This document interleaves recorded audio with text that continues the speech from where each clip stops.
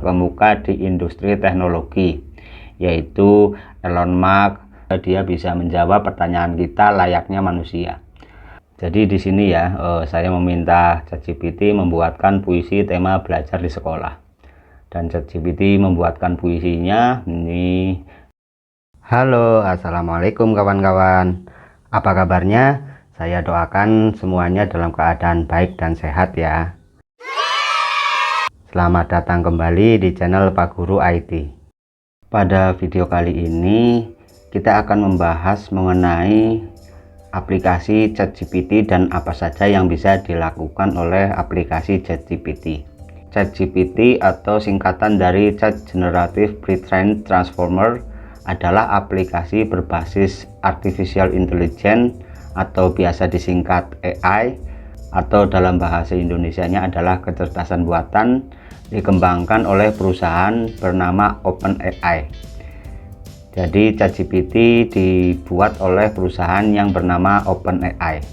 ChatGPT pertama kali diperkenalkan oleh OpenAI pada Juni 2020. OpenAI sendiri merupakan perusahaan penelitian kecerdasan buatan Artificial Intelligence yang didirikan pada tahun 2015 oleh beberapa tokoh terkemuka di industri teknologi, yaitu Elon Musk, Sam Altman, Greg Brockman, Ilya Sutskever, John Schulman, dan Wojciech Zaremba. Jadi salah satu pendiri ChatGPT adalah Elon Musk. Mungkin kawan-kawan sudah tidak asing lagi dengan siapa itu Elon Musk, yang dia juga mempunyai perusahaan Twitter dan juga sebagai pemilik perusahaan mobil listrik Tesla. Jadi ChatGPT bukanlah aplikasi sembarangan, karena dia dikembangkan oleh perusahaan yang dimiliki oleh salah satu orang terkaya di dunia, yaitu Elon Musk. ChatGPT menggunakan model Natural Language Processing atau biasa disingkat dengan NLP, yaitu kemampuan program komputer untuk memahami bahasa manusia dan juga merespon seperti manusia, dan disebut juga sebagai bahasa alami. ChatGPT adalah salah satu model tercanggih di dunia saat ini dan mampu melakukan tugas-tugas seperti menjawab pertanyaan, menerjemahkan bahasa, dan bahkan menulis teks yang mirip dengan gaya penulisan manusia. Jadi ChatGPT karena menggunakan model NLP, jadi dia bisa memahami bahasa manusia dan juga dia bisa merespon seperti manusia. Jadi ketika kita bertanya jawab dengan GPT, nanti terasa kita sedang bertanya jawab dengan manusia, bukan dengan ChatGPT. Karena ChatGPT mempunyai kemampuan memahami dan juga merespon seperti manusia. Dan karena itu juga fitur utama ChatGPT adalah menghasilkan respon seperti yang diberikan manusia. Oleh karena itu ChatGPT sangat cocok untuk chatbot atau asisten virtual. Lalu apa saja yang bisa dilakukan oleh ChatGPT?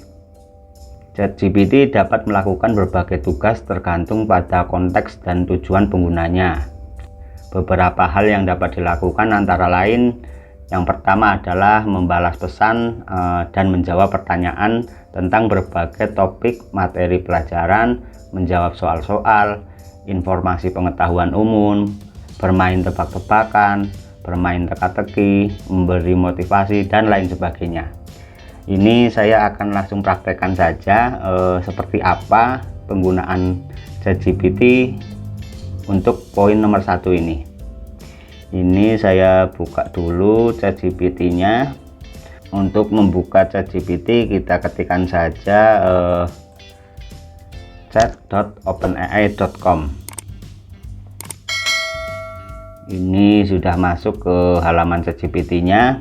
Akan saya praktekkan yaitu untuk membalas pesan dan menjawab pertanyaan. Ini saya sudah siapkan sebelumnya untuk pertanyaannya. Misalnya ChatGPT akan kita gunakan untuk menjawab pertanyaan seputar materi pelajaran. Ini soalnya saya copy dulu. Ini biar cepat, sebelumnya sudah saya siapkan ya kawan-kawan. Jadi tinggal saya copy paste saja. Di sini saya tuliskan, jelaskan bagaimana cara menghitung volume kubus. Kita tunggu respon ChatGPT-nya. Jadi ChatGPT di sini dia merespon, menjawab pertanyaan kita tentang bagaimana menghitung volume kubus. Bahkan dia memberi contohnya, contoh soal dan juga cara mengerjakan contoh tersebut. Jadi salah satu yang bisa dilakukan ChatGPT adalah menjawab pertanyaan kita. Kita bisa menggunakan untuk bertanya tentang materi pelajaran. Lalu ini yang kedua, menjawab soal juga bisa. Jadi di sini langsung saja saya kopikan soal untuk matematika. Ini jawabannya 195 km ya kawan-kawan. Ini saya langsung paste saja di sini. Lalu saya enter.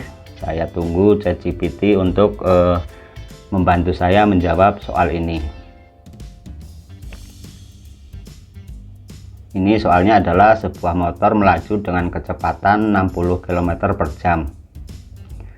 Waktu tempuh selama 3 jam 15 menit, maka jarak yang ditempuh oleh motor tersebut adalah, di sini ChatGPT pertama dia menyampaikan rumusnya dulu, jarak itu sama dengan kecepatan kali waktu. Lalu di sini dia kasih penjelasan dan di sini dia memberikan juga jawabannya 195 km dan jawabannya benar. Jadi untuk kasus nomor 2 ini kita gunakan ChatGPT untuk menjawab soal ataupun pertanyaan. Kalau yang pertama ini untuk membantu kita belajar atau mempelajari suatu materi, yang kedua bisa kita gunakan untuk menjawab soal atau pertanyaan. Lalu saya coba untuk tebak-tebakan ya kawan-kawan. Ini ChatGPT juga bisa untuk tebak-tebakan dan juga teka-teki silang. Ini untuk tebak-tebakannya dulu. Ini tebak-tebakannya lucu. Gang apa yang selalu bikin ibu-ibu kesal? Jadi karena ini lucu, jadi jawabannya juga tidak masuk akal. Ini jawabannya gangguin suami orang. Coba saya sapa dulu ChatGPT, ayo kita main tebak-tebakan. Saya tunggu responnya. Silahkan ajukan pertanyaan. Di sini saya paste saja pertanyaannya. Gang apa yang selalu bikin ibu-ibu kesal? Oh, di sini dia juga bisa merespon. Saya tidak yakin apakah jawabannya gangguan dari penjual asuransi atau penawaran produk. Ini kita juga bisa berdiskusi ya. Jadi di sini saya respon salah gitu. Nanti dia menjawab maaf, sepertinya kurang tepat, bisa beri petunjuk lebih lanjut atau jawabannya. Saya langsung saja beri jawabannya. Ini gangguin semua suami orang.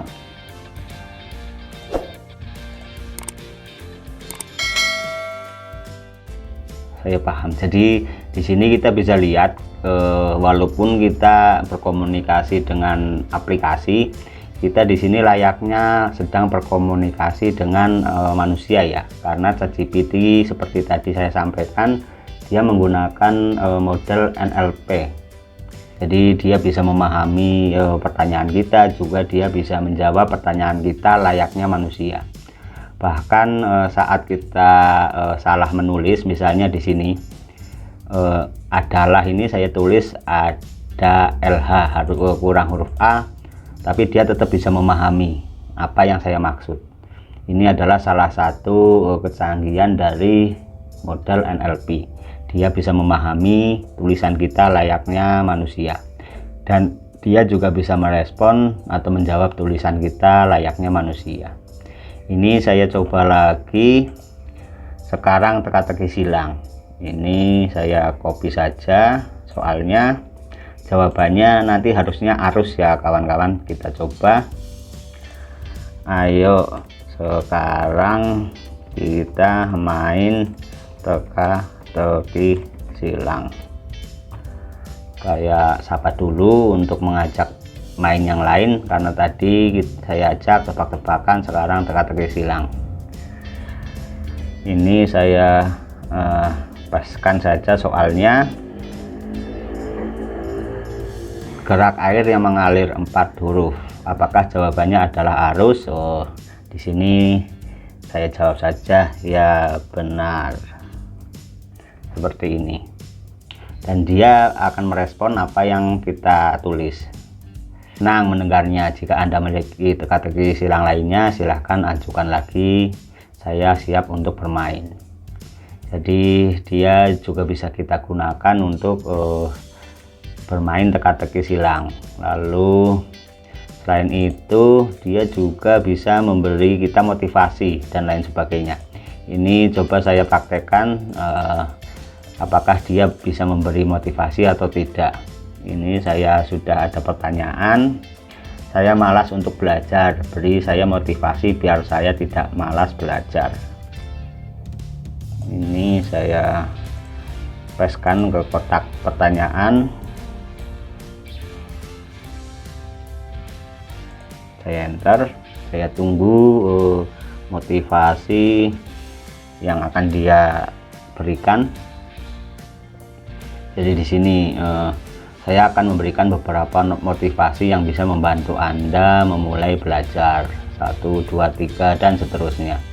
Jadi dia bisa kita gunakan juga sebagai layaknya mentor ya. Jadi kita butuh motivasi dan sebagainya, tinggal kita memintanya saja kepada dia. Nanti dia akan memberikan motivasi-motivasi yang bisa kita baca dan bisa kita renungi. Ini juga ada salah tulis ya, beri saya motivasi biar saya tidak malah belajar. Tapi walaupun saya salah tulis, dia tetap bisa memahami apa yang saya maksud. Inilah yang disebut dari teknologi NLP. Dia bisa memahami dan menjawab layaknya manusia. Lalu yang kedua adalah ChatGPT bisa menghasilkan teks yang berkualitas seperti artikel, esai, cerita, dan lain-lain. Jadi ChatGPT juga bisa kita minta untuk membantu kita menulis artikel, esai, cerita, bahkan puisi, pantun, media pembelajaran, dan lain sebagainya. Ini saya praktekkan juga untuk nomor 2. Saya sudah ada 3 perintah yang akan saya minta. Pertama, buatkan artikel tentang belajar dari rumah karena COVID. Ini coba, karena ini temanya lain, saya buat new chat saja. Saya paste di sini. Ini saya tunggu respon artikel yang akan dibuatkan oleh ChatGPT. Jadi ini ChatGPT membuatkan artikel yang saya minta. Jadi ini ya, kalau kita lihat bisa banyak sekali. Ini saya stop saja biar cepat.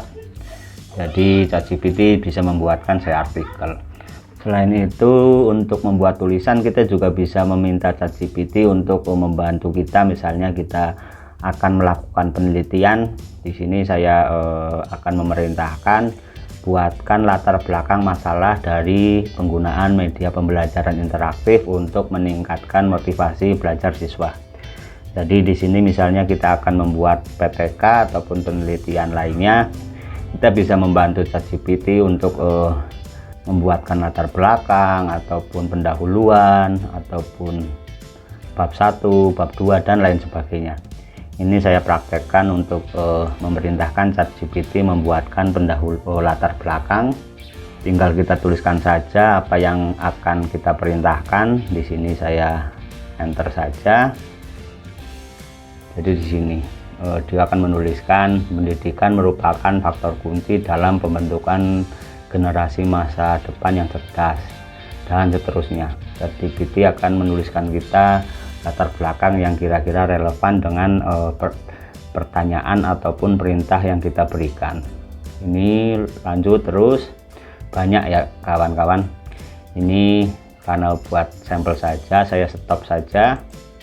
Karena kalau kita teruskan bisa sampai banyak sekali ke bawah.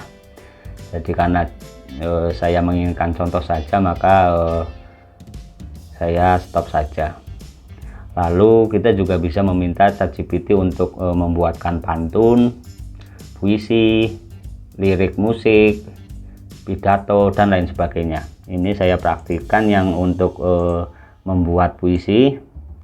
Jadi saya akan meminta ChatGPT membuatkan puisi tema belajar di sekolah. Ini saya paste.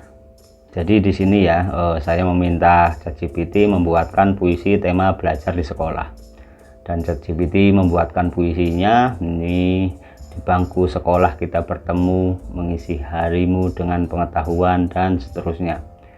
Di sini kita juga bisa melihat kalau ChatGPT bisa membuatkan tulisan-tulisan yang kita butuhkan. Ini saya sudahi saja untuk praktik menghasilkan teks.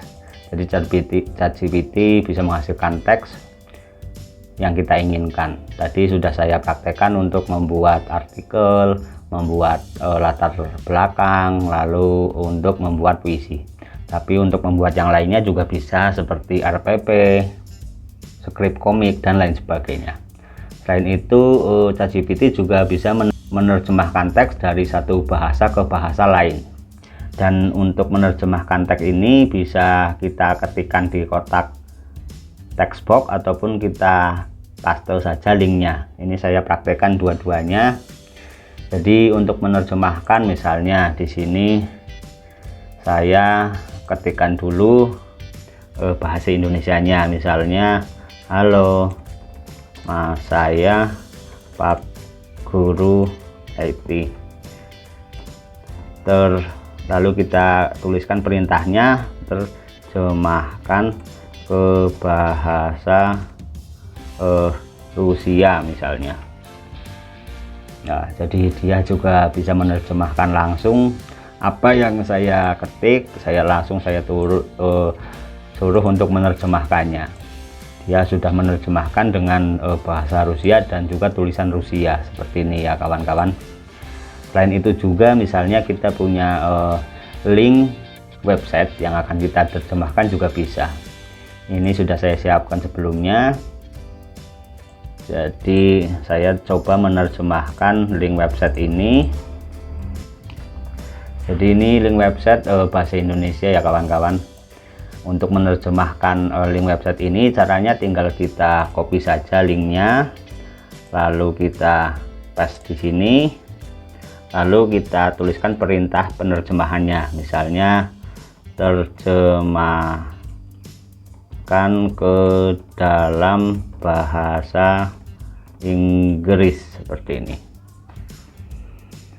Maka di sini isi dari website ini akan diterjemahkan oleh ChatGPT ke bahasa Inggris sesuai perintah yang saya tuliskan seperti ini.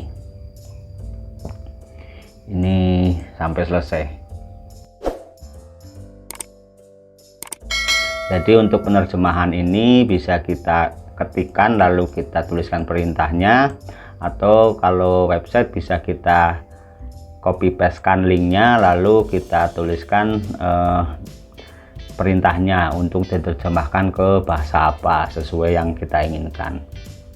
Dan saya kurang paham ya untuk bahasa yang sudah disupport oleh ChatGPT itu berapa banyak atau apa saja, tapi mungkin kawan-kawan bisa menyobanya sendiri. Misalnya apakah bahasa daerah sudah bisa diterjemahkan atau belum, teman-teman bisa tuliskan sendiri, tinggal dituliskan saja perintah terjemahkan ke dalam bahasa Jawa misalnya seperti itu. Lalu yang dapat dilakukan ChatGPT selanjutnya adalah menganalisis dan menyederhanakan.